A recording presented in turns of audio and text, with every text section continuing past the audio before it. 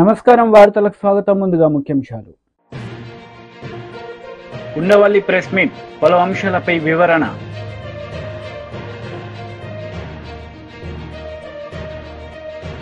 TDP leader Gorantla Butchaiah Chowdary press meet, పలు అంశాలపై వివరణ. ఉండవల్లి ప్రెస్ మీట్ నిర్వహించారు. ఈ సందర్భంగా పలు అంశాలపై ఆయన మాట్లాడారు.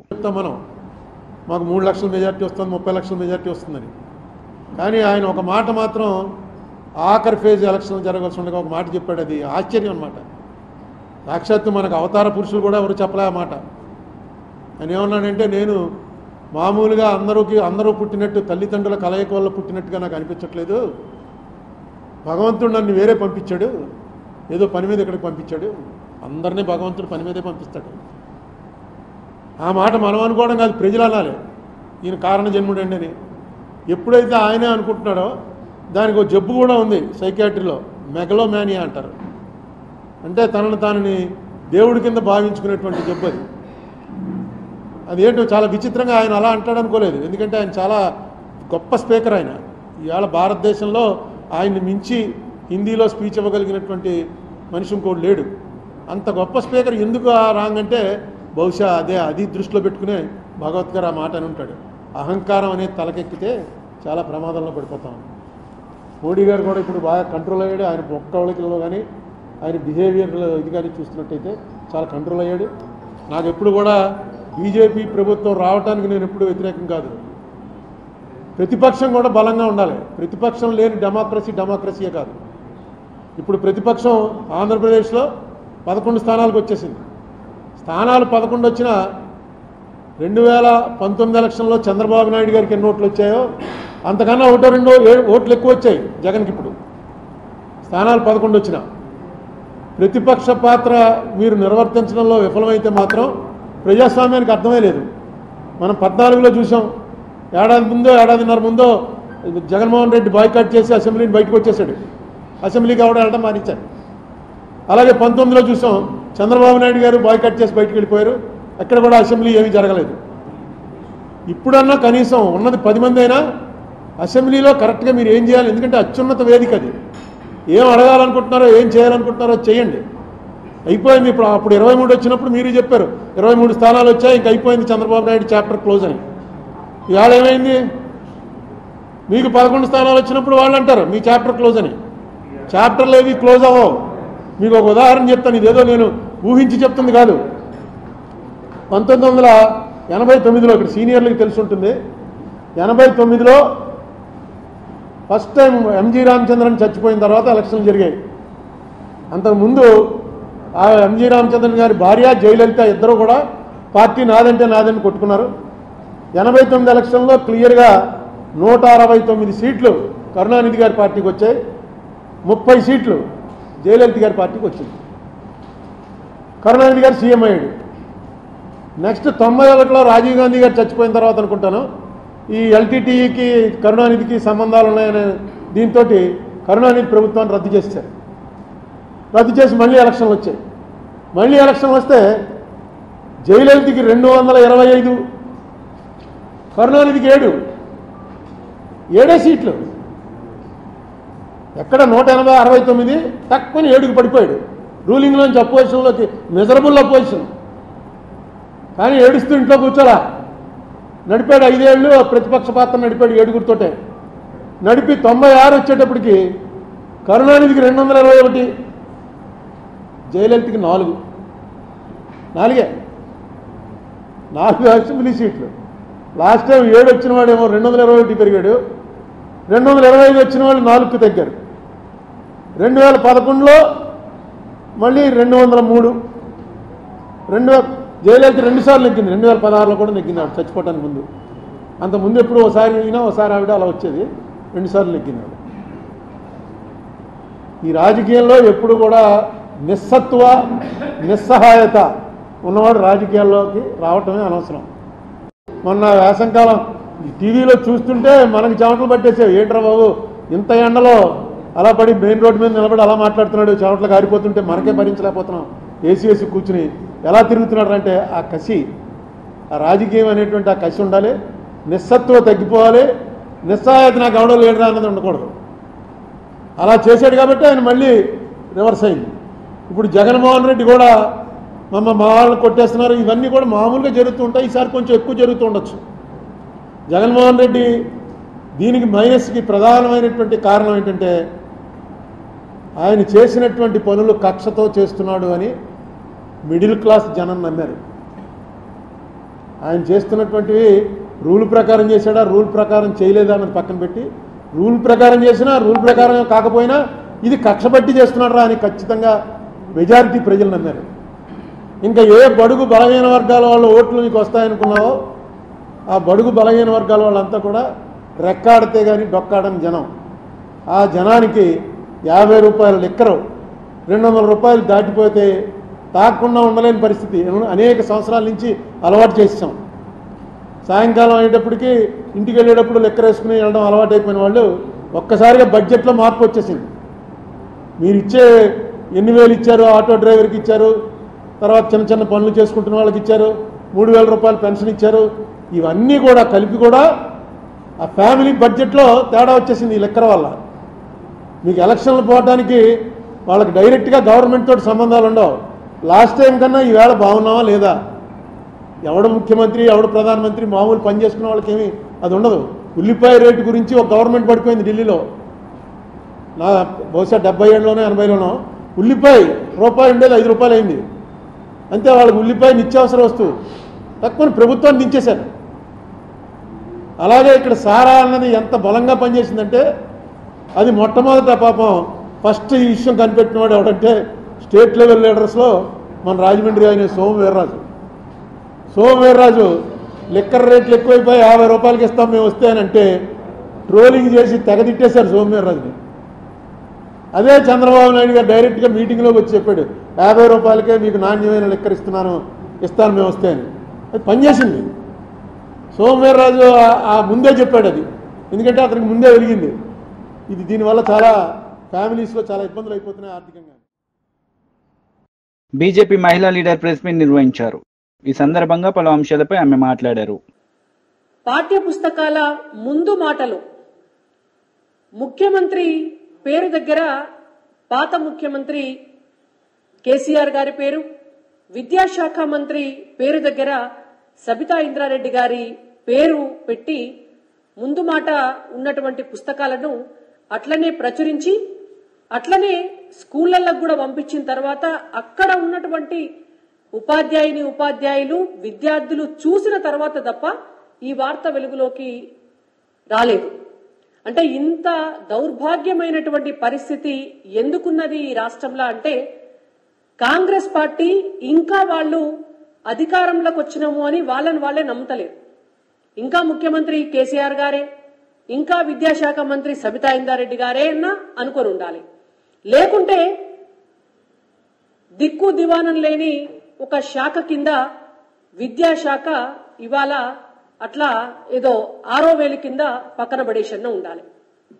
ఎంత దౌర్భాగ్యమైనటువంటి పరిస్థితి అంటే ముఖ్యమంత్రి ఎవరో కూడా చూడకుండా పుస్తకాలు ప్రచురణ అయ్యి అవి డిస్ట్రిబ్యూషన్ జరుగుతున్నాయి అని అంటే పర్యవేక్షించడానికి ఒక మంత్రి లేడు తెలంగాణ రాష్ట్రంలో.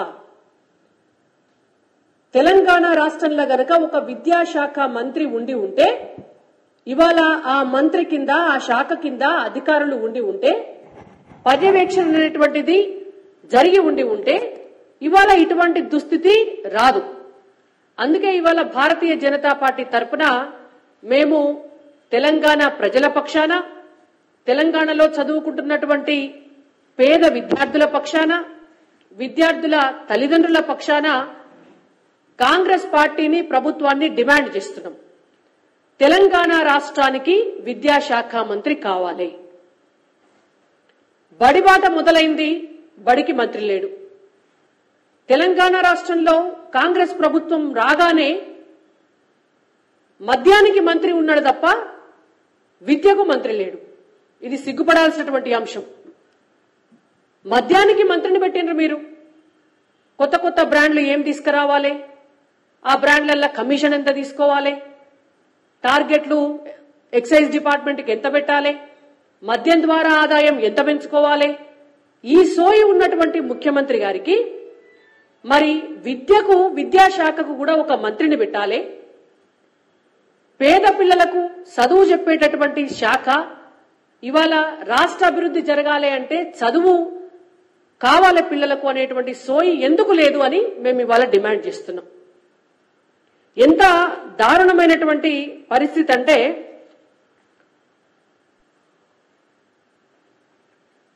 పర్యవేక్షణ లేని అనాథలాగా తెలంగాణ రాష్ట్రంలో ఇవాళ విద్యాశాఖ పరిస్థితి ఉన్నది. విద్యాశాఖ మంత్రి పోస్టు ఖాళీ.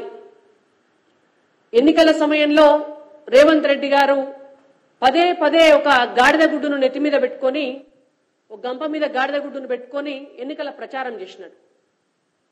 ఇవాళ వాళ్ళ ప్రభుత్వంలో కూడా గదే గాడిద గుడ్డు కనిపిస్తుంది మనకు. మీకు నేను పోస్టర్ రూపంలో చూపిస్తా. తెలంగాణ రాష్ట్రానికి విద్యాశాఖ మంత్రిని ఇచ్చిందా కాంగ్రెస్ ప్రభుత్వం అంటే గాడిద గుడ్డిచ్చింది. తెలంగాణ రాష్ట్రానికి విద్యాశాఖ మంత్రి లేడు. ఆ విద్యాశాఖ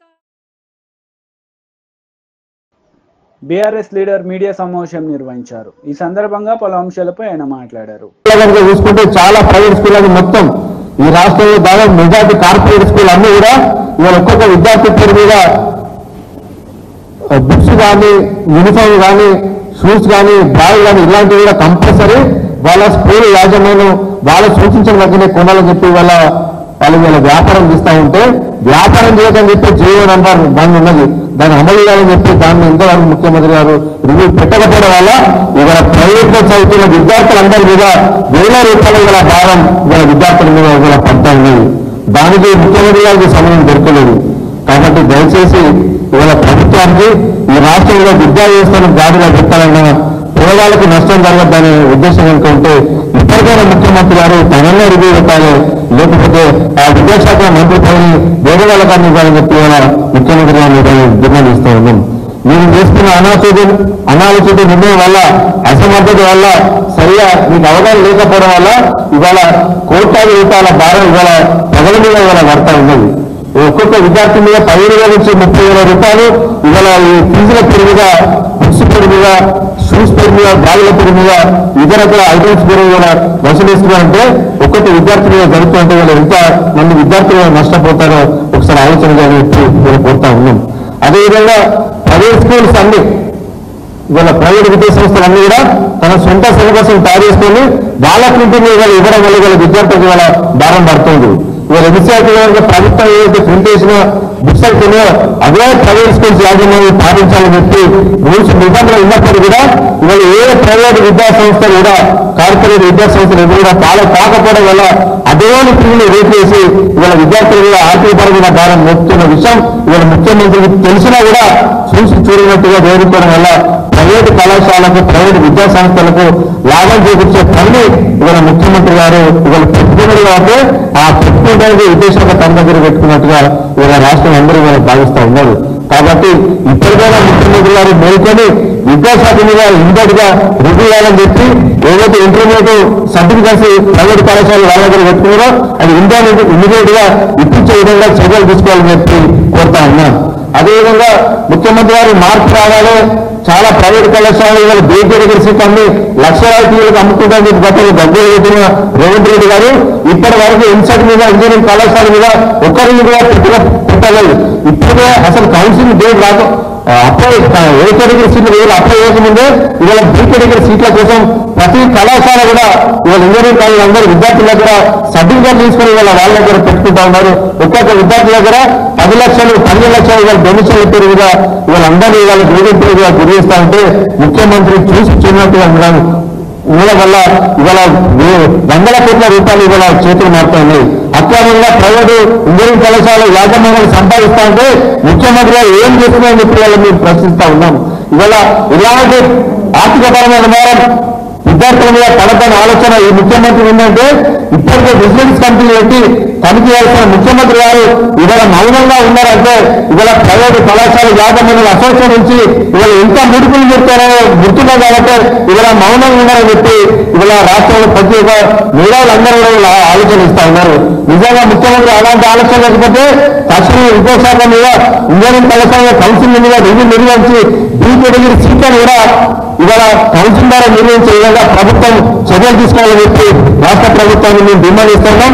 ఒకవేళ రాష్ట్ర ప్రభుత్వం ఇంకా కార్యక్రమం ఇవ్వకుంటే బీఆర్ఎస్ విద్యార్థి యోగం తరఫున ఖచ్చితంగా మేము పోరాటం చేస్తాం. పేద విద్యార్థుల పక్షాన బీఆర్ఎస్ విద్యార్థి యోగం కొట్లాడుతుంది. పేదలకు న్యాయం జరిగే కోసం, పేదలకు విద్యా నాణ్యత, పేదలకు విద్యా ఆర్థిక భారం కాకుండా ఉండడానికి బీఆర్ఎస్ విద్యార్థి విభాగం కేసీఆర్ గారి సూచన మేరకు ఖచ్చితంగా మేము పోరాటం చేస్తాం. విద్యార్థులకు పేద విద్యార్థులకు అండగా ఉంటామని చెప్పి ఈ సందర్భంగా తెలియజేస్తాం. బీజేపీ లీడర్ మీడియా సమావేశం నిర్వహించారు. ఈ సందర్భంగా పలు అంశాలపై ఆయన మాట్లాడారు. తర్వాత పుస్తకాలను వాపసు తీసుకొని మళ్ళీ కొత్తగా ప్రింట్ చేసే ప్రయత్నం చేయడం ఇది చాలా బాధాకరం. ఇది రాష్ట్రం మీద పెను భారం మోపబోతుందన్న సంగతి నేను తెలియజేస్తా ఉన్నాను. ప్రభుత్వ ధనాన్ని దుర్వినియోగం చేసేటువంటి అధికారం మీకు లేదు.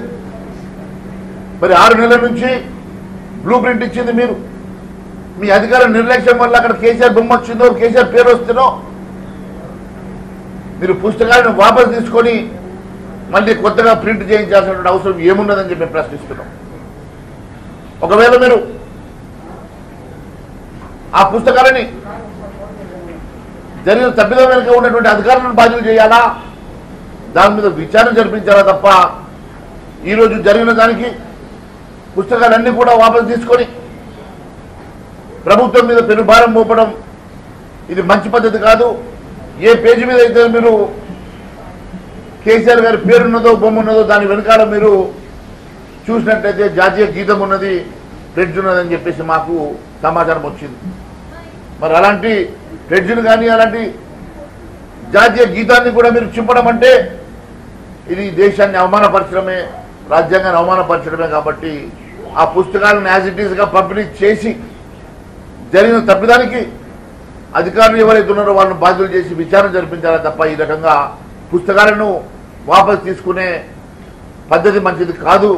ఇదే మన పక్క రాష్ట్రంలో పాత ముఖ్యమంత్రి గారి బొమ్మ ఉన్నా కూడా అక్కడ పుస్తకాలను యాజ్ ఇట్ ఈస్గా పంపిణీ చేసిన సంగతి కూడా నేను గుర్తు చేస్తా ఉన్నాను. మీరు ఈ రకంగా పర్సనల్గా వెళ్ళేసి ప్రభుత్వ ఖజానాకి భారం మోపడం భారతీయ జనతా పార్టీ ఖచ్చితంగా దీని మీద ఊరుకున్న సమస్య లేదని చెప్పి నేను తెలియజేస్తా ఉన్నాను. అదే మాదిరిగా ప్రతి జిల్లాలో ఆశా వర్కర్లు పెద్ద ఎత్తున ఆందోళన చేస్తూ ఉన్నారు. వారి డిమాండ్ నెరవేర్చాలని చెప్పేసి వారు అడుగుతూ ఉన్నారు. మరి ఆశా వర్కర్లు గతంలో మీరు ఆశా వర్కర్లకు అయితేంది, ఫీల్డ్ అసిస్టెంట్లకు అయితేంది, గతంలో మీ మేనిఫెస్టోలో మీరు ఇచ్చిన హామీల మేరకు ఉద్యోగ భద్రత, వారికి మినిమం శాలరీస్ ఇస్తామని చెప్పేసి ఏదైతే ఒప్పుకున్నారో అది వెంటనే చేయాలని చెప్పి డిమాండ్ చేస్తూ ఈ రకంగా మీరు ఇష్టానుసారంగా మీరు నిర్ణయాలు తీసుకొని ప్రభుత్వ ఖజానాకి మీరు గండి కొట్టే ప్రయత్నం చేస్తే ఊరుకునే సమస్య లేదని చెప్పి మరొకసారి తెలియజేసుకుంటూ ధన్యవాదాలు తెలియజేస్తున్నాను.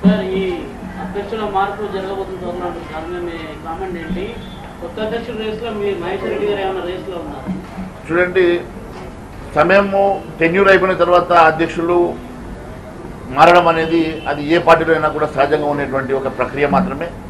ఆ ప్రక్రియలో భారతీయ జనతా పార్టీ నిర్ణయం తీసుకొని అక్కడ ఉన్నటువంటి ఎలిజిబుల్ ఉన్నటువంటి ఏ నాయకుడినైనా అధ్యక్ష పదవిలో పంపడం అనేది ప్రతిసారి జరిగేటువంటి ప్రక్రియలో భాగమే. ఎవరున్నా కూడా రేపు రాబోయేటువంటి భారతీయ జనతా పార్టీ ప్రభుత్వమే తెలంగాణ రాష్ట్రం రాబోతున్నది. తెలంగాణ రాష్ట్రంలో ఖచ్చితంగా రేపు వచ్చేటువంటి అధికారం భారతీయ జనతా పార్టీదే.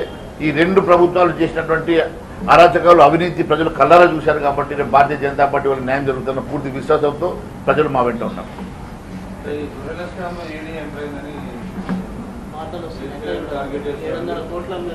చూడండి, స్కామ్ జరిగినప్పుడు, అవినీతి జరిగినప్పుడు, అక్రమాలు జరిగినప్పుడు తప్పకుండా మరి వ్యవస్థలు పనిచేయడం అనేది సహజం.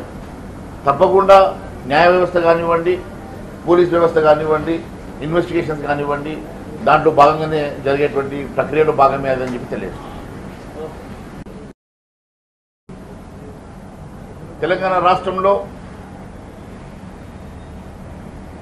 ప్రభుత్వం ఏర్పడి 6 నెలలు గడిచినప్పటికీ ఇప్పటివరకు ఇచ్చినటువంటి హామీలు నెరవేర్చక 420 హామీలు నెరవేర్చని ఈ ప్రభుత్వం మీద, ముఖ్యమంత్రి గారి మీద 3 రోజుల క్రితం నేను బహిరంగ లేఖ రాసిన సంగతి నేను గుర్తు చేస్తున్నా. మరి ఈరోజు ఇదే ఆంధ్ర రాష్ట్రంలో గౌరవ ముఖ్యమంత్రి చంద్రబాబు నాయుడు గారు అధికారం వచ్చిన కొన్ని గంటల్లోనే 5 హామీలను నెరవేరుస్తూ సంతకం చేస్తే దాంట్లో సామాజిక వృద్ధాప్య పెన్షన్ల 2000 నుంచి 4000 రూపాయలకు పెంపు వారు ఇమీడియట్గా ఇంప్లిమెంట్ చేసే విధంగా సంతకం చేసిన సంగతి నేను గుర్తు చేస్తా ఉన్నాను. మరి అదే తెలంగాణ రాష్ట్రం టీడీపీ లీడర్ మీడియా సమావేశం నిర్వహించారు. ఈ సందర్భంగా పలు అంశాలపై ఆయన మాట్లాడారు. వాళ్ళందరి వాయిస్గా నేను ఉంటానని సవినయంగా మనం చేస్తున్నాను. బాధితుల పక్షాన, కష్టాల్లో ఉన్న పక్షాన, ప్రజల పక్షాన నా కార్యాచరణ ఉంటుంది. అభివృద్ధి ధ్యేయంగా కార్యాచరణ తీసుకొని ప్రజల కోసం పోరాడుతానని సవినయంగా మనవి చేస్తూ మీడియా మిత్రులందరికీ నమస్కారం. మీరు చేసిన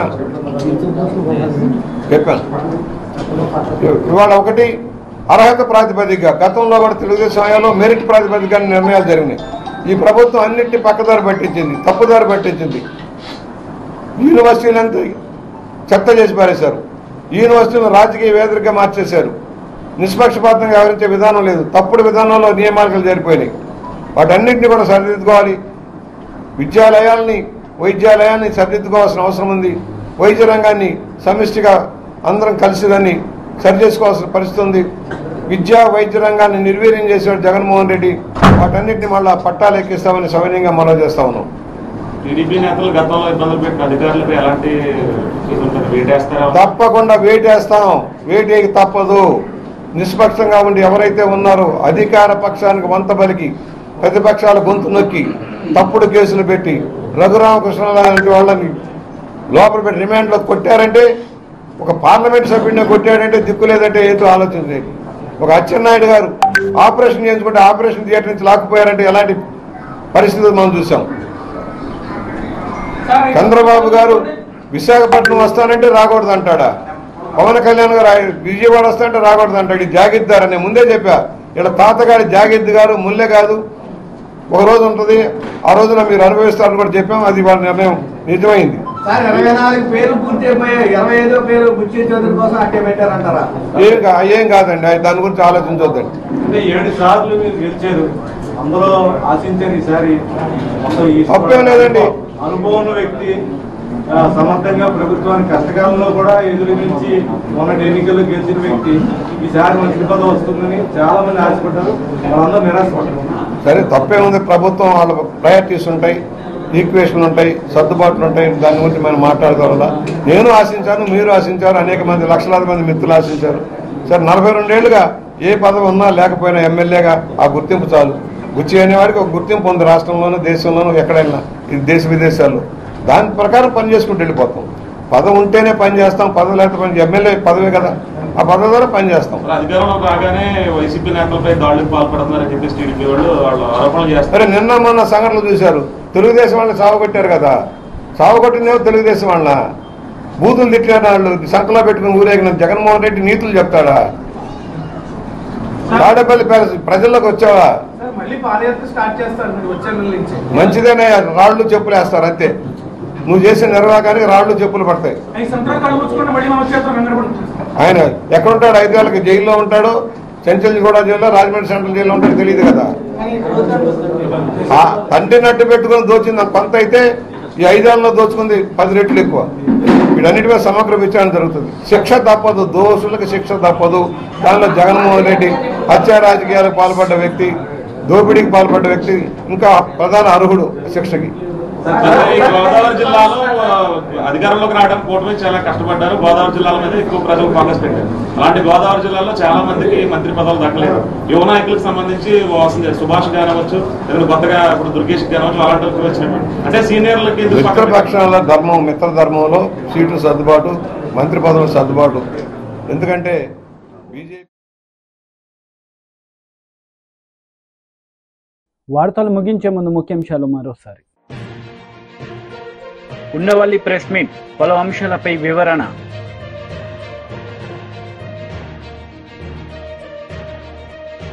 TDP leader Gorantla Butchaiah Chowdary press meet. పలు అంశాలపై వివరణ. ఈ వార్తలు ఇంతటితో సమాప్తం. తిరిగి ప్రసారమయ్యే వార్తల్లో మళ్ళీ కలుద్దాం. అంతవరకు సెలవు. నమస్తే.